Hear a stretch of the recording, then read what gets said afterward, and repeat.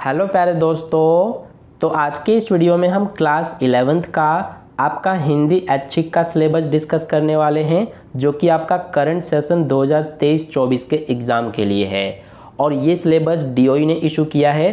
तो सबसे पहले मैं आपको मिड टर्म एग्ज़ाम का सिलेबस बताने जा रहा हूँ, उसके बाद आपके फाइनल टर्म का सिलेबस भी बताऊँगा। तो देखिए, आपके पास दो बुक्स होंगी, एक तो अंतरा भाग 1 और दूसरा अंतराल भाग 1। भाग 1 इसलिए क्योंकि आप 11th क्लास में हैं, जब आप 12th में जाएंगे तो ये आपका भाग 2 बन जाएगा। तो जो अंतरा वाली बुक है, इसमें एक तो आपका गद्य खंड है और दूसरा काव्य खंड है। तो गद्य खंड में से देखिए, आपका पाठ 1 जो कि प्रेमचंद का है ईदगाह, और इसके अलावा पाठ 2 जो कि अमरकांत का है दोपहर का भोजन, इसके अलावा पाठ 3 टॉर्च बेचने वाले और पाठ 4 गूंगे। तो ये जो 4 पाठ मैंने आपको बताए हैं गद्य खंड में से, ये आपके मिड टर्म एग्जाम में आएंगे अंतरा वाली बुक में से। इसके अलावा इसी बुक में से काव्य खंड में से देखिए क्या क्या आएगा। एक तो आपका पाठ 10 कबीर दास का, ये आप देख सकते हैं, ये दोनों आएंगे।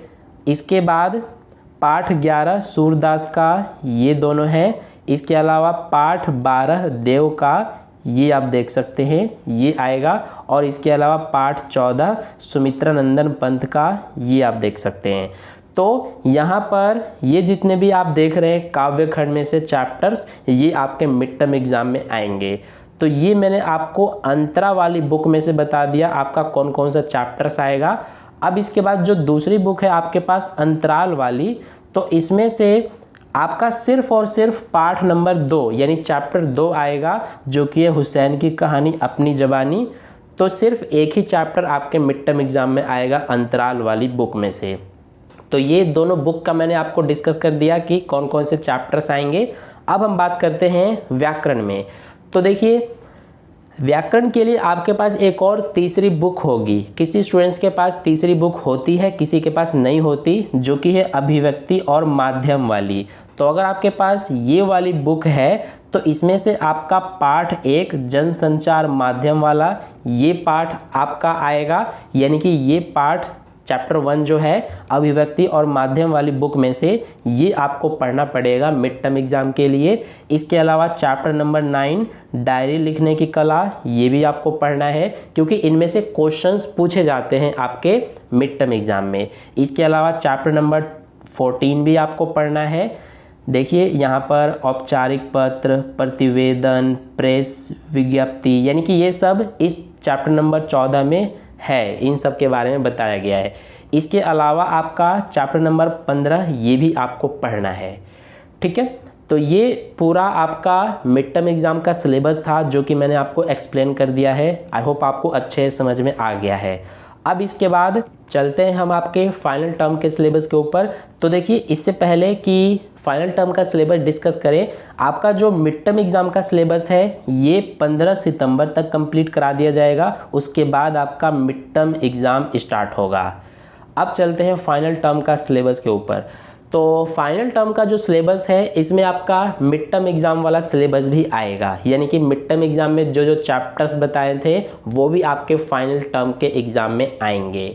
ठीक है, और इसके अलावा क्या क्या आएगा, तो अंतरा वाली बुक में से आपका चैप्टर नंबर 5 गद्य खंड में से ये आएगा, चैप्टर 6 आएगा, चैप्टर 8 और 9, ये सब आपके फाइनल टर्म में आएंगे। इसके अलावा इसी बुक में से काव्य खंड में से देखिए चैप्टर नंबर 15, इसके अलावा 17, 18 और 19, तो ये 4 चैप्टर्स और काव्य खंड में से आपके फाइनल टर्म के एग्ज़ाम में आएंगे। इसके अलावा जो दूसरी बुक है अंतराल वाली, तो इसमें से आपका चैप्टर 3 आएगा आवारा मसीहा। ठीक है, तो ये आपको करना है। इसके अलावा जो अभिव्यक्ति और माध्यम वाली बुक है, उसमें से आपको चैप्टर नंबर 2 पढ़ना है। इसके अलावा चैप्टर नंबर 10, इसके अलावा चैप्टर नंबर 14 और चैप्टर नंबर 15।